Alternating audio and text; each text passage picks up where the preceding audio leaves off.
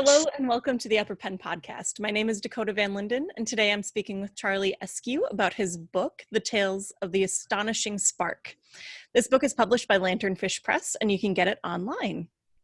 Hello, Charlie, and thank you for joining me.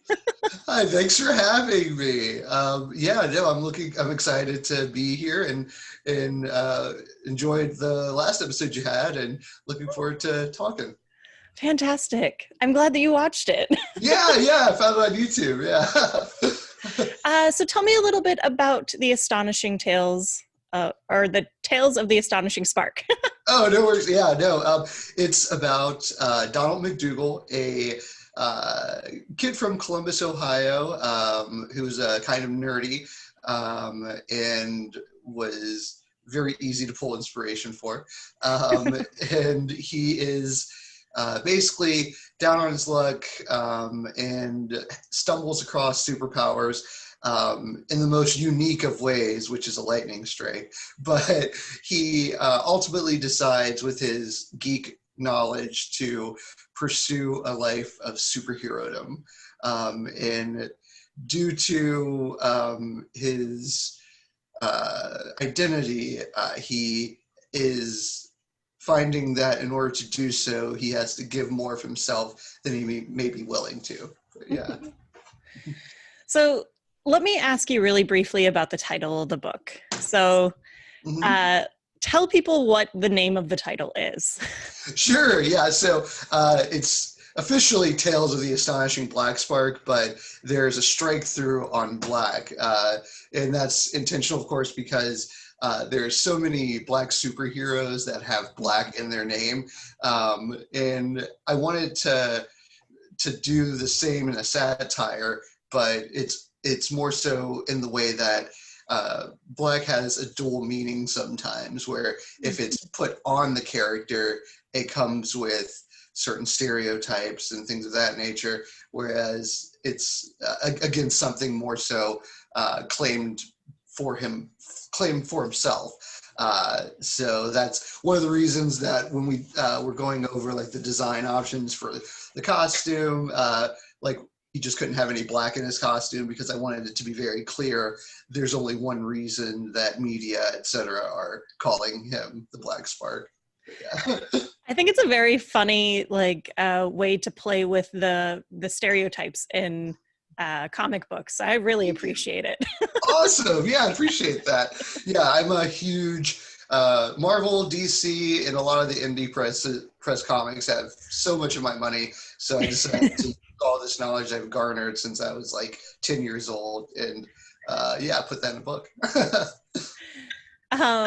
So one of the first things that you notice when you read the book is that it is chock full of pop culture references. I'm sure I missed over half of them. You are far more well-read than I am in comic books, that's for sure. Appreciate it. Did you have any pushback from your publisher to try and explain some of those or try and take any of them out?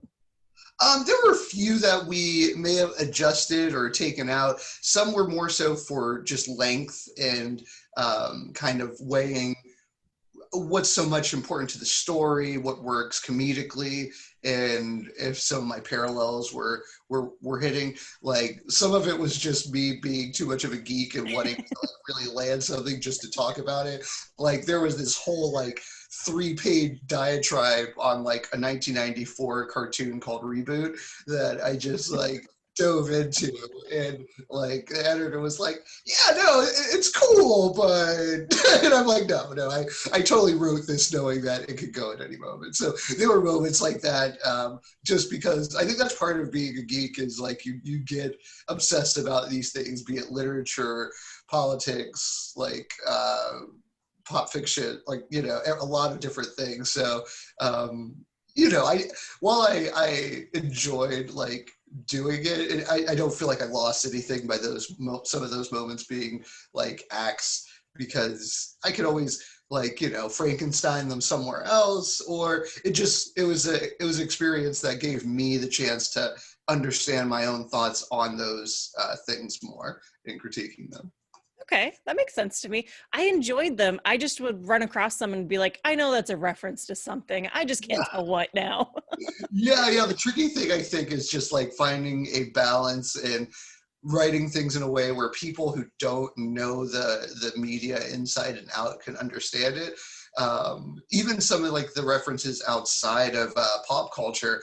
I had like a book club tell me how like the Koofy moment where he's in like a backflash when he's a kid. They didn't quite understand what a Koofy was, but they understood getting picked on. So that was good to know. So, it's just finding that balance, I guess. Yeah, I think you did it really well. It's very entertaining, and they're so funny when Donald throws them in. There's this really ripped kid just throwing in some random Firefly reference or Right. Yeah. okay.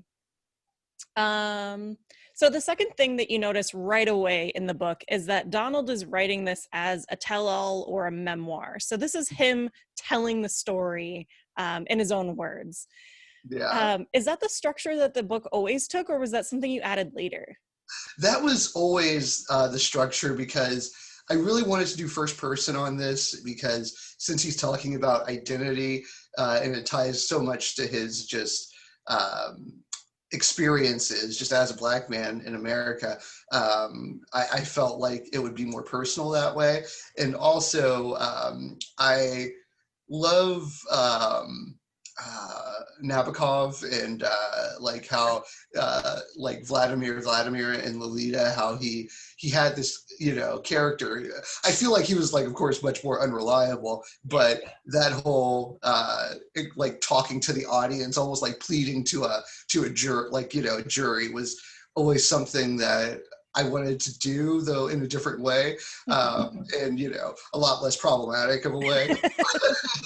But yeah, I kind of wanted to play with that kind of that framework. Yeah. I think it works really well for this because now instead of just having that third person omniscient just watch Donald, you actually get like a lot of his inner turmoil that you probably wouldn't otherwise. Oh yeah, very true. I mean, it does have its drawbacks sometimes because like there's been moments where like I personally want to like explore other characters like in their psyche, which I might be able to do like in shorts or something, but I there's moments like with Gravatina or Nicholas and things like that I really want to explore where they're coming from a little more. But because it's so focused on Donald, it's just finding a way to kind of do that through dialogue and kind of what he interprets. Yeah. The other thing that I thought was really interesting is that you used like there was a news article that he was reading that showed him from the outside, right? So that was a really good technique to like get what other people see him as. Yeah. That's one of the moments I love to read the most. Funny enough, whenever I've done readings, because it's odd since it's a rare moment where you're not hearing the voice of Donald. It's like when you introduce somebody to like Doctor Who and you decide to show them Blink or something, and it's like, oh, we're going to show you an episode where the Doctor isn't around at all. But it's fun because like it shows that outside perspective of like how the media and everyone else is perceiving him. Right. So obviously you are very into superheroes. Oh, just a little. No, not at all. Yeah. Donald McDougal, by the way, perfect superhero, real name, double D's, loving it. Yeah. It's actually it plays twofold because it has the alliteration that you want in any like superhero name, and also it was kind of my way to give a nod to Dwayne McDuffie, who is the creator of Static Shock and also just a lot of like Milestone, like the universe. He was the co-founder, which was like the first comic book company to focus on people of color as superheroes, which kind of is inspiration from the whole Milestone universe is kind of sprinkled throughout. Yeah. Now I'm gonna have to go read a bunch of Milestone Universe comics. Oh, it's wonderful. Yeah. Like, don't get me wrong, the Static Shock cartoon is great, but like the comic, oh my God, yeah, it's amazing. Yeah. I'm with you. So when you were making Donald's character, Mhm. he's not very Superman-esque. He's not like this perfect person that you don't really see. Like Superman now has his faults, but when he was originally Right. created, he had no faults.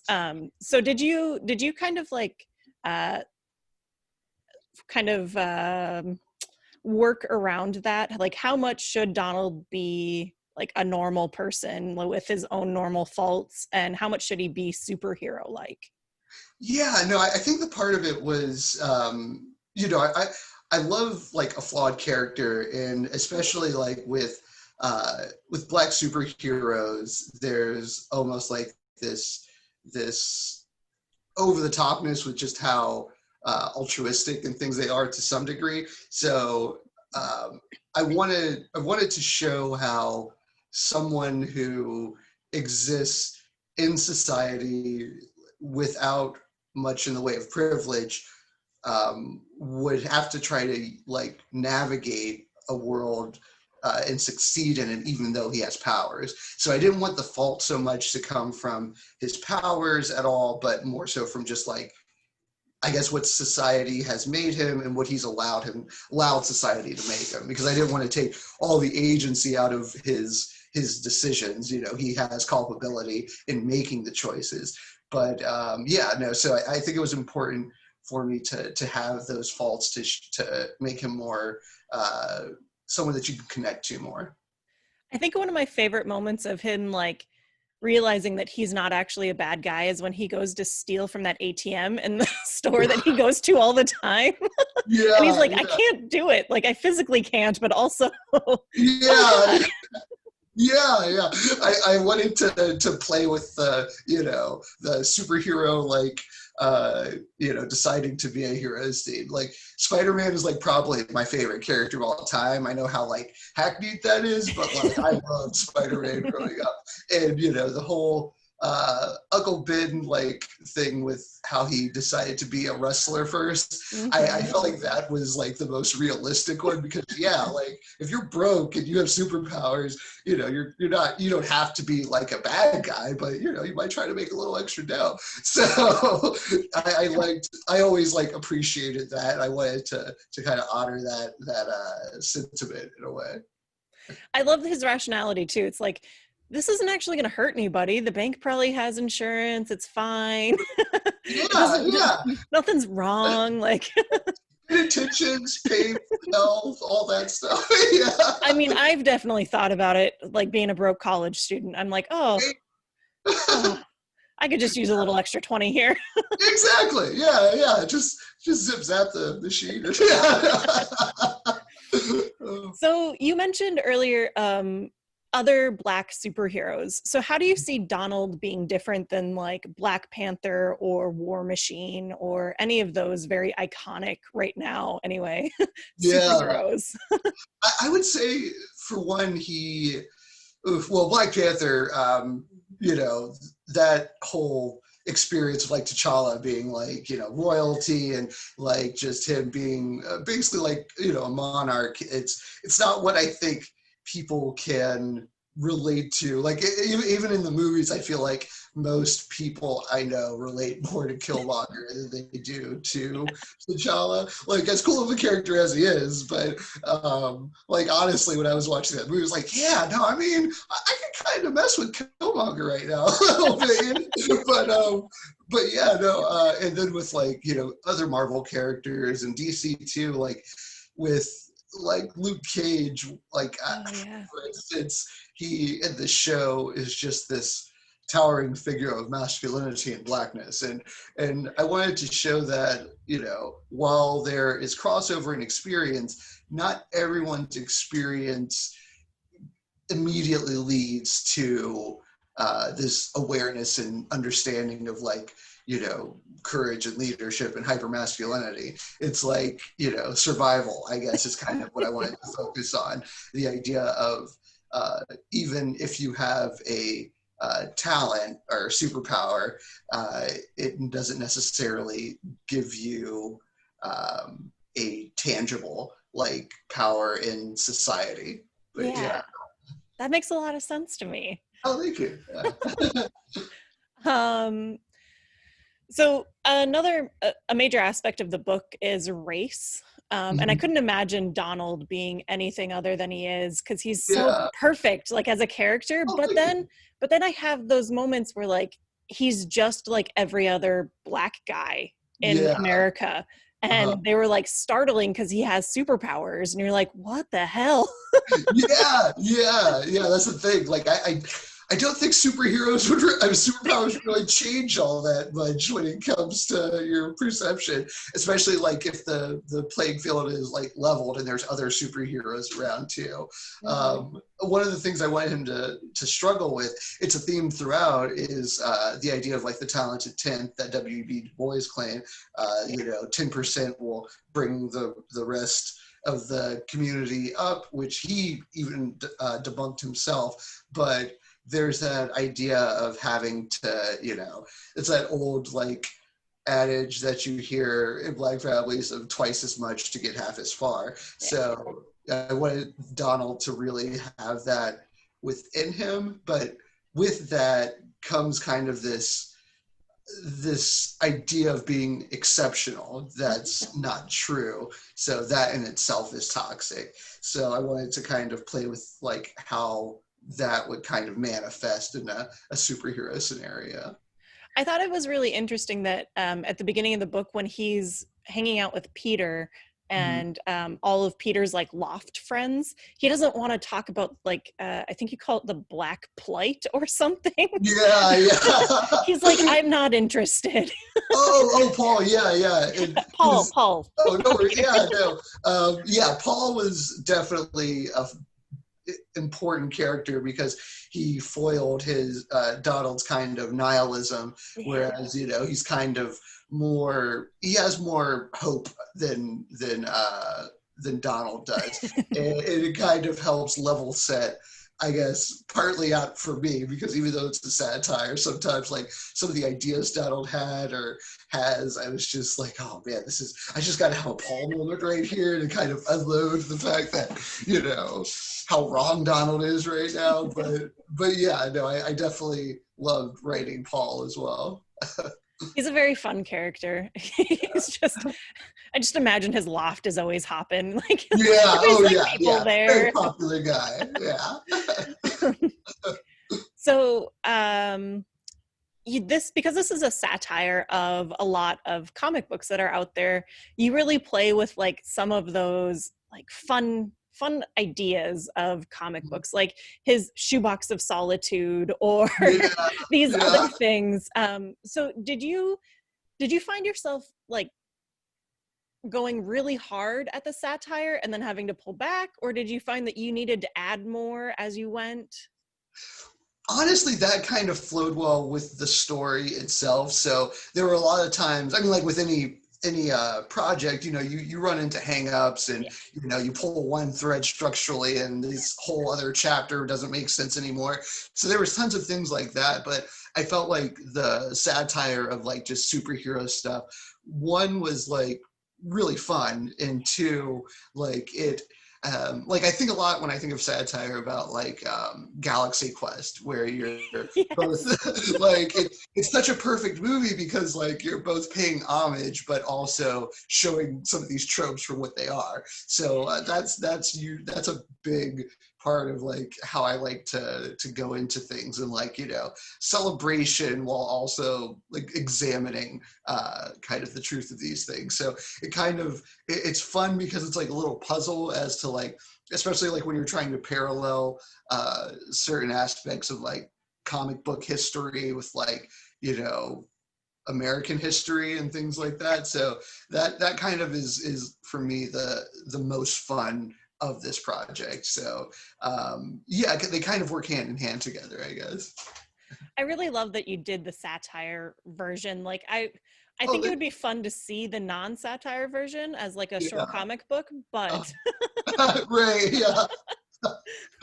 Oh, thank you. Yeah, no, I very much Wish I could draw. But yeah, no, I would definitely enjoy like a more like direct version as well. But yeah, I have too much fun playing around with the tropes to go in serious on this.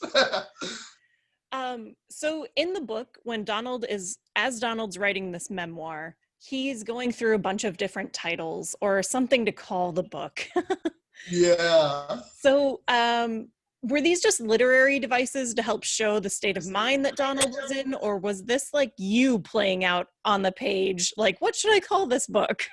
With those, I mostly used it as a transitional device at first, and I just had so much fun using them because they were ways of me kind of going into Donald's head in the frame versus like the story he's giving. So it was a way to both like remind readers like of where we're actually at, like in the coffee shop, and also to transition. And I enjoy like those lyrical repetitive devices in literature a lot. So that's something I definitely, like very Pollyanna like type of mode, I guess. But it's something that I've always found fun. So yeah.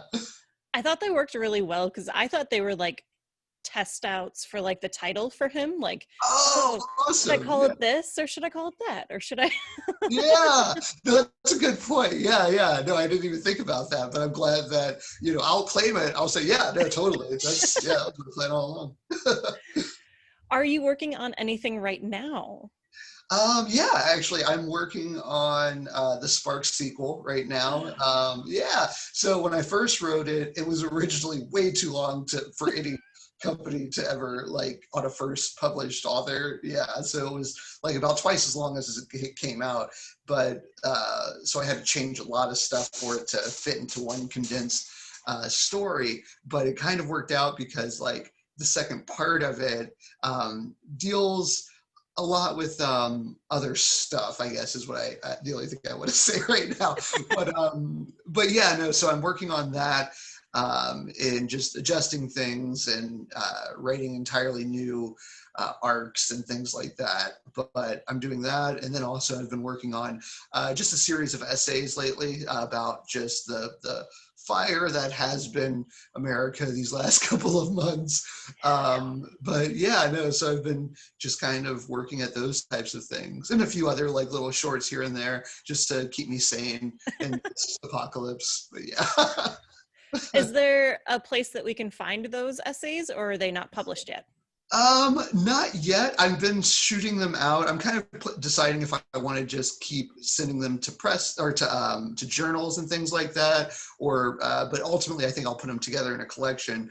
I have a website, but I don't have the domain up yet because I didn't realize you had to wait 60 days to do it. When I got it. Gosh. Yeah, I did it the wrong way. But yeah, it's on my the link to it's on my Twitter at CJ Eskew. But yeah, no, so I have some things up, but not like a whole lot yet online. Okay. Yeah. Awesome. Well, I can't wait to read the second book. Thank you. About Thank Spark. you. Yeah, I appreciate you reading this one, and thanks for all your feedback on it. Do you have any social media you'd like to plug or anything other than your Twitter? Other than Twitter, I mean, I use Instagram as well at author CJ Eskew. And yeah, those are pretty much the two platforms I use. I have Facebook kind of, but I don't really much use it anymore. But yeah, those are probably my best two. Well, thank you, Charlie, for joining me Yeah. today. And again, thanks for having me. Yeah. And thank you for listening. Have a great day.